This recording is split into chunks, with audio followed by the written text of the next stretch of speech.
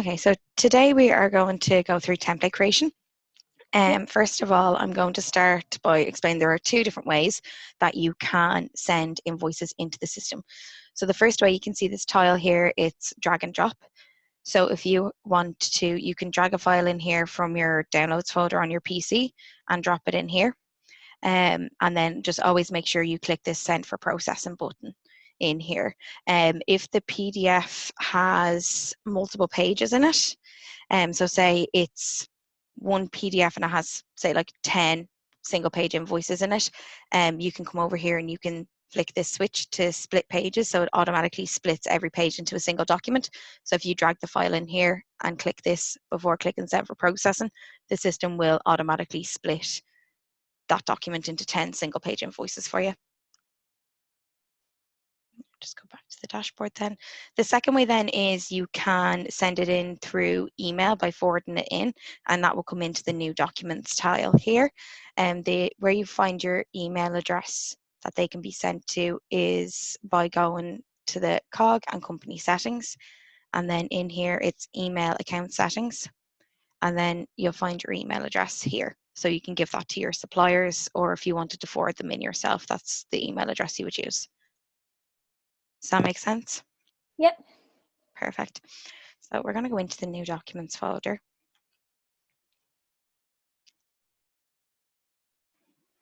And we will start off with this first one here that came in today. So you can open it up by clicking this here, or if you wanted to view the document as well, you can click this black page. So when you click the black page, it comes up just up here, it says view. You'll notice this symbol is similar to the one that was on the new documents page. Basically, it means to create a template. So go to create the template, and we can see this here is a credit note. So you'll always click this wand up here for setup with wizard, and that will give you this dialog box. You can see here that the system has already recognized that this is a credit note. So we're going to go in and we're going to pick our supplier. And if I actually move this box out of the way, you can see the address of the supplier is over here, and it's for a part supplier. So I'm going to search by name up here. And we have it here, so a part supply company. So you'll always click this tick on the left, and you can see in here your supplier has been assigned.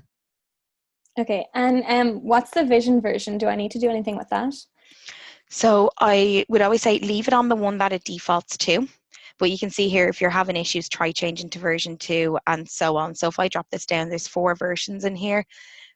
Basically what it does is that's how the data is extracted by our AI from the document. So it will default to, so this is P, you don't need to know this, but it stands for PDF. So it's the system's basically picking up that this is a PDF and thinks that this would be the best version for picking it up. If you're, when you're extracting the information, so your date or your number, your document number or anything like that, the way I describe it is sometimes it comes up looking like hieroglyphics, or it might put a 1 as an I or something like that, and that's when I would recommend changing the vision version. So if I just click create on this to get this one started, if that did happen, so you're highlighting the say the date, and in here it is picking it up correctly, but say this is picking it up as like LST rather than the first, you will come up here and click restart template and delete this template, and then go to setup with wizard again. Okay. And change the vision version in the drop down after you've selected your supplier to the next one down until the information is being extracted correctly. Does that make sense? That makes sense. Yeah. Perfect. Okay, so we'll start off. So the system's already picked up that it's a credit note. So the next step then is, how do you know this document is from a part supplier or a part supply company? So I usually would go for the logo that the supplier puts on the document. If there's no logo, so say this wasn't here, I would then go over and highlight the first line of the address, because that should be consistent on every document. So if there is no logo, the supplier should put a part supplier over here every time. So I'll just go back and do the logo for this one.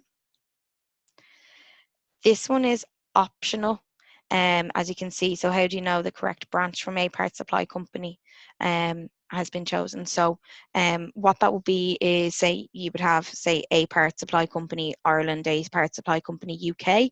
So I would say if this is A Parts Supply Company Ireland, I would just highlight Ireland over here. It's good to know though that this this selection is only you're only able to draw the box basically on one line, so you wouldn't be able to highlight the entire address like that. You'd have to just do it on one line. Does that make sense?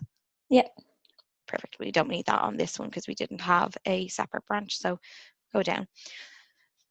So we can see here that the system has picked up a lot of stuff automatically by itself. So we have our credit note date. So it's going date and down, and credit note number. Now the purchase order number didn't select properly, so we will delete that one. As you can see here, so it has a key, so that's like the keyword. So it's picking up credit note, and the direction then is it's looking down. And then you can see there it's picked up credit note CN-0001, and that's the correct number over here. You can see then if I go down to date, the keyword is date and then ... which it has here, and then the direction it's looking down, which is correct, and then it has date ... 1st of October 2015, which is correct over here. Does that make sense so far? Yeah. So yeah, so there's no purchase order number on this from what I can see, so I can just skip that selection. And we're going to go down to the credit note table next, which is this section here. So I usually do it the width of the heading, just in case as well. So I'll demonstrate here. So I'm going to draw this the width of the word quantity. Because the supplier has the one here, it looks as though that when they're doing up these, that they kind of make the selection go over to the right hand side. So if that had bigger figures in it, so say it was 100 or 1000, and if I just did it here, and if it moves out this way, we're not going to be able to capture that correctly because the box isn't drawn over those figures. Does that make sense? Yeah, that makes sense.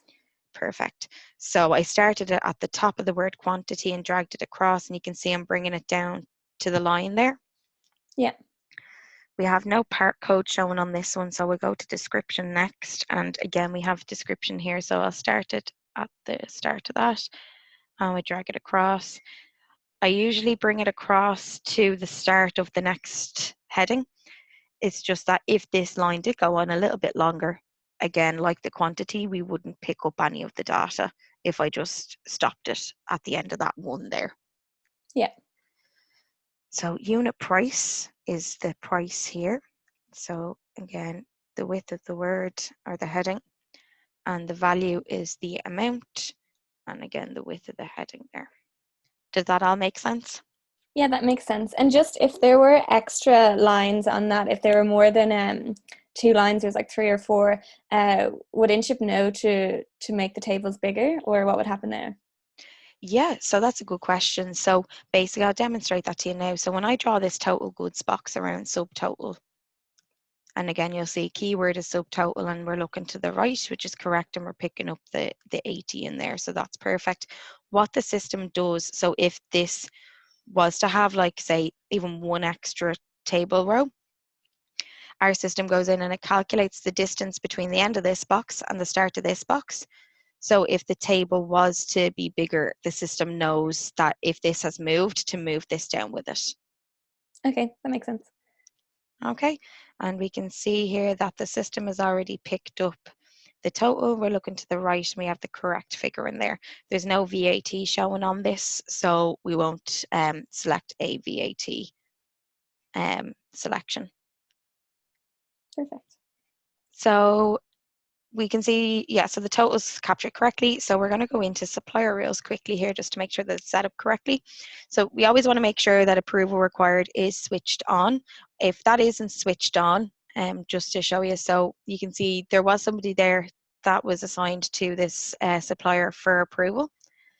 So we go back in and add them in here.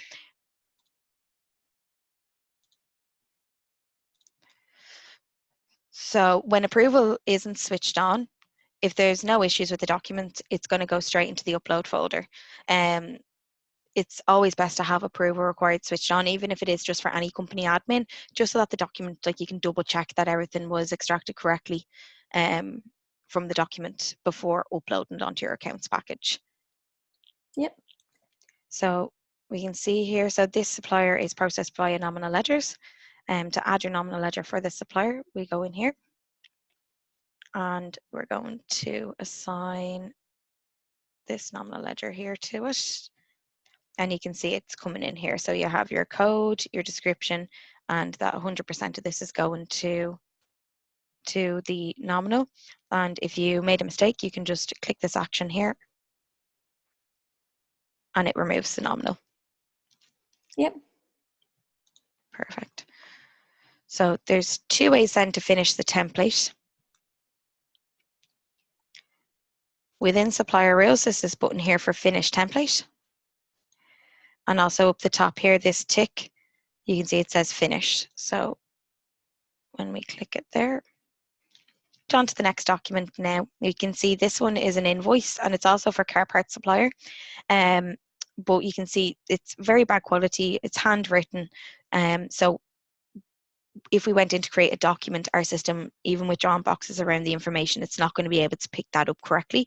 So we'll have to set this document up as a manual document. So you still do the same thing by coming up here and click your setup with Wizard. You still get the same modal box popping up. So we're going to select our supplier. And it's for car parts supplier. Again, you still go ahead and click your tick. And with this one, like I said, instead of clicking create like we did in the last one, we're going to click on manual. And that will bring us to this screen here. So it does exactly what it says on the tin. It's manual creation of a template. So you manually enter in all of the information that's needed. So invoice number is this over here. So we have 3A5. The document date is over here. So it's the 24th of the 4th, 2020. We've no due date. I don't see a purchase order number, delivery date. No, none of them. So we'll scroll down. So what we'll need to do here is we need to put the subtotal amount to the nominal ledger. So that's 50. And you can see it automatically updates the total goods down here. We have, this is tax at 23%. So in your 23% VAT code, you delete the 0 and we'll type in the 1150 that's shown here. And you can see once I updated this and this, they both gone in here and updated the total down here, and 6150 is what we were looking for there. Does that all make sense? Yeah, that makes sense. Perfect. So once you're happy that you've entered in all the correct information and everything matches the document, you just come up here and you can click save. Click and save will move it into the approval folder, or you can do save and approve and that will move it into your upload folder. For this one, I'm just going to click save. Perfect. So we'll go back into our new documents.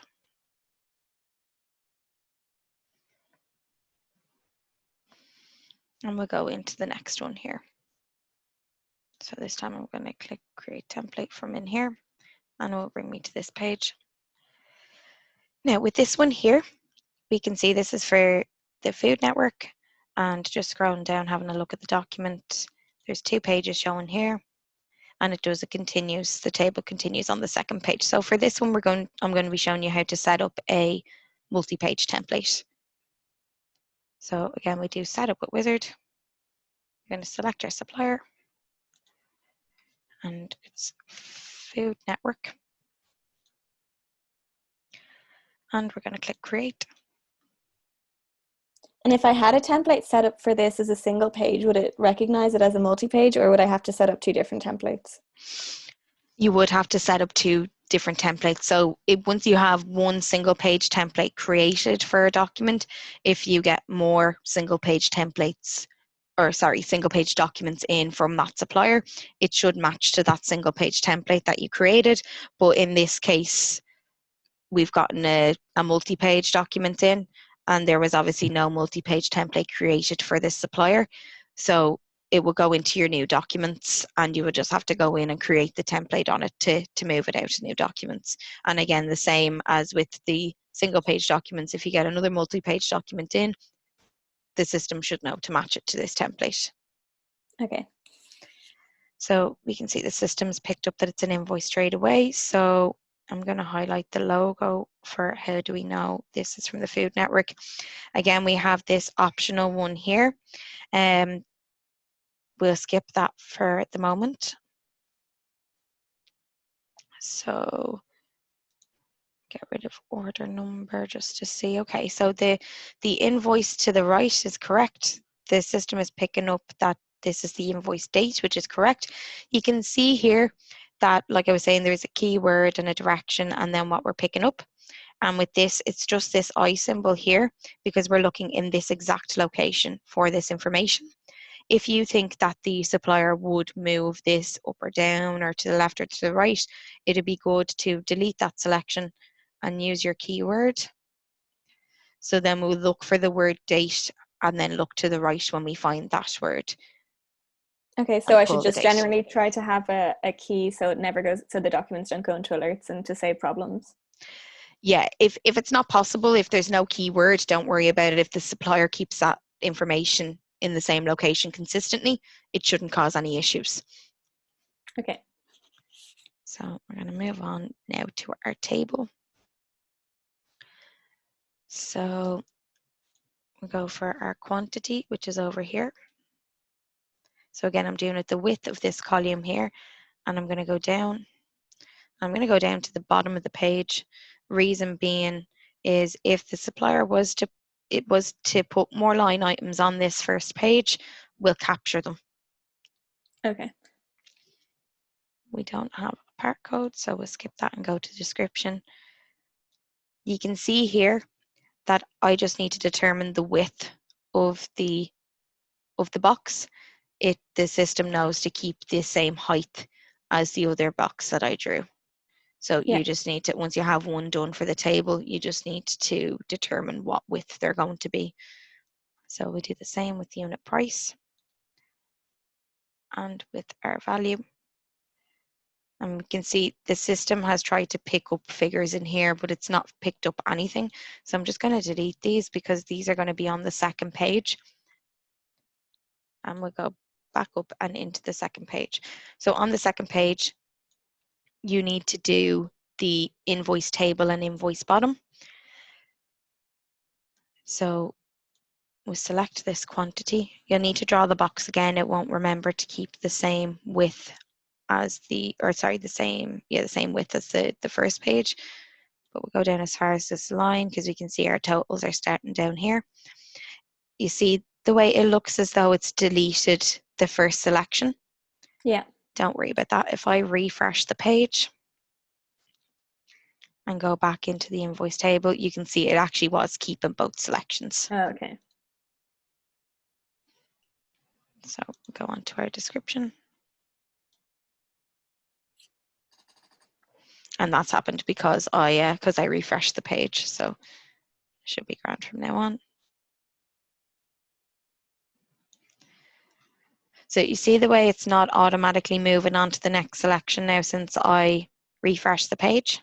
Yeah. If that does happen, if you come up here and click on this toggle wizard mode, it will jump back up to the very first selection.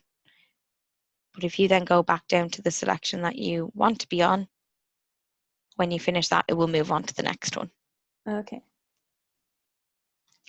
So now we're going to do our totals. So we have our subtotal.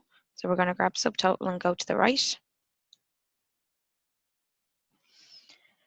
And we have subtotal, looking to the right, and we picked up the correct value. You can also draw the box this way. So if you do VAT to the right and just elongate the box out to the right, the system will still, or should still, pick up this figure here. So we'll have our keyword as VAT and we're looking to the right. Does that make sense? Yeah. Perfect. And then again, we'll do total due to the right. And just double check that that's correct. So we're going to double check our supplier rules. Approval required is switched on. Processed by nominal ledger. We have a nominal ledger in here for food costs. That's perfect. And this time I'm going to click Finish Template from within here. Now, is that all making sense so far? Yeah, that makes sense. Perfect. So we can see here this bar is fully green and we don't have a button to create template anymore. So this is the template we've just created and it's going through the process of trying to match it to any other documents that may be similar on the system and just creating the template in general. So we're going to start this one. We can see this is for bits and bobs. So we're going to set up with Wizard, select our supplier, and search in here. So we have bits and bobs, click our tick, and then create.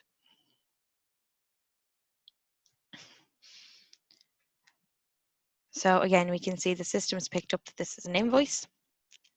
That's popping up over here.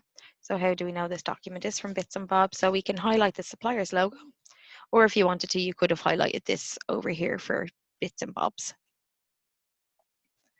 So we don't need to use this optional one. So we can see the system has already picked up the invoice number and it's looking to the right. It knows that this is the document date and it's just looking in that location. Again, if you wanted to do it with a key, you can delete the selection and do it again. So now we have our keyword looking to the right and picking up the date. Just delete that. So this is for our purchase order number. We can see a PO number here. So we'll highlight this. And it's picking up PO hash, looking to the right, and we have our number, which is perfect. So next we're going to do our invoice table. So we have our quantity. You can see I'm bringing this box down as far as here. Yeah. So these fields are empty, but the supplier might decide the next time they give you an invoice if there's more items ordered to put stuff in here. They could again make it longer again. So as I have already explained, that if we have this box drawn down to here, our system will calculate the distance between the start of, or sorry, the end of this box and the start of the next box. Does that make sense? Yeah, that makes sense. Perfect. Okay, so we don't have a part code, so we'll just skip and go on to description. So again, it's keeping the height. I'm just determining the width, unit price, and the value is our amount.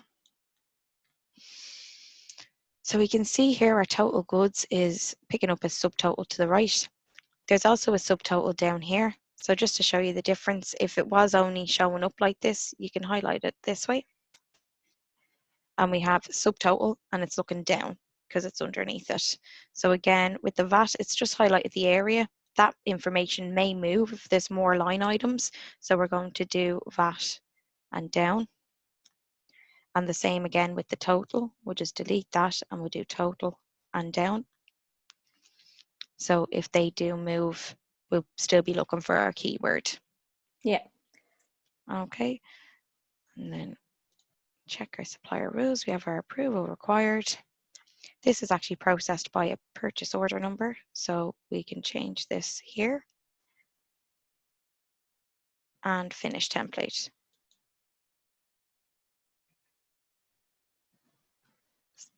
That all making sense? That makes sense, yep. Perfect. So next we have a statement. So I'm going to show you how to create a template for a statement. So same again, you'll click this Setup with Wizard. The system has already picked up that this is a statement and we can see the company name over here is Food Company. So we're going to select our supplier. We can even move this box out of the way just so that we can see that there. And we're going to select this one here.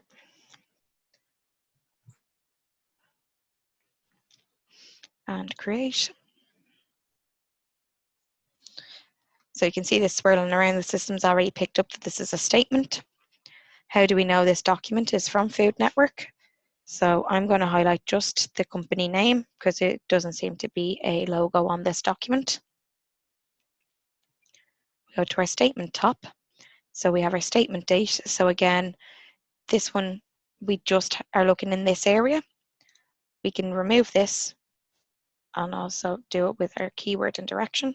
If I go back up now, we're picking up statement date as our key and our direction is to the right. And it's picking up the 1st to the 5th, 2020. So that's perfect. Next, we're going to do our statement table. So with this here, we have our dates. So same as with an invoice, we're just going to highlight the area. And I'm going to bring this out like this. I actually just realized the total is here, so we'll bring it down as far as here. Invoice number. So we have an invoice number here and here. So we want to capture both of them. So we're going to bring this all the way out here, just in case. So you can see this supplier. They have an invoice down here. But they also have invoice and it's out a bit. So just in case it does come out as far as this line, we'll bring that out there.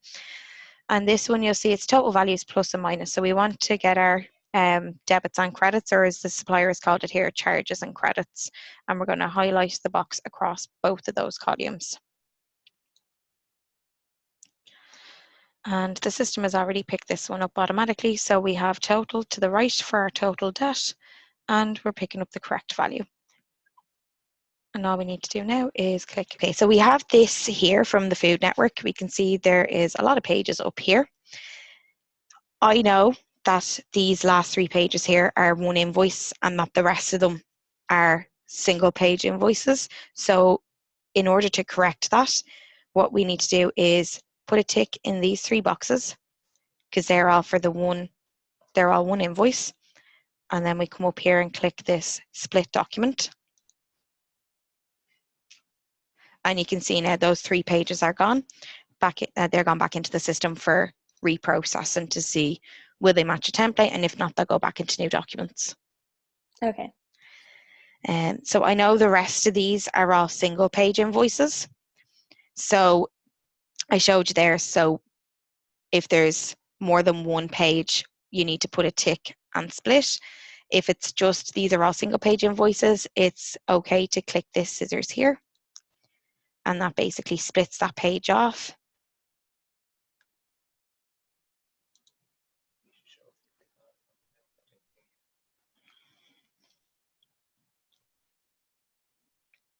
So you see when we split this page off, it goes in created and placed in new documents.